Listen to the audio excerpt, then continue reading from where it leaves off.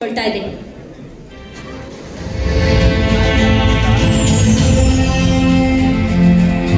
Mugalkhod ಪಟ್ಟಣದವರು ಮುಗಳಖೋಡದಲ್ಲಿ Mudhol multi speciality ಆಸ್ಪತ್ರೆ ಆರಂಭಿಸಿ ಸುತ್ತಮುತ್ತಲಿನ ಜನರಿಗೆ ಎಲ್ಲಾ ರೀತಿಯ ಚಿಕಿತ್ಸಾ ಸೌಲಭ್ಯವನ್ನ ಕಡಿಮೆ ದರದಲ್ಲಿ ನೀಡುತ್ತಿದ್ದಾರೆ.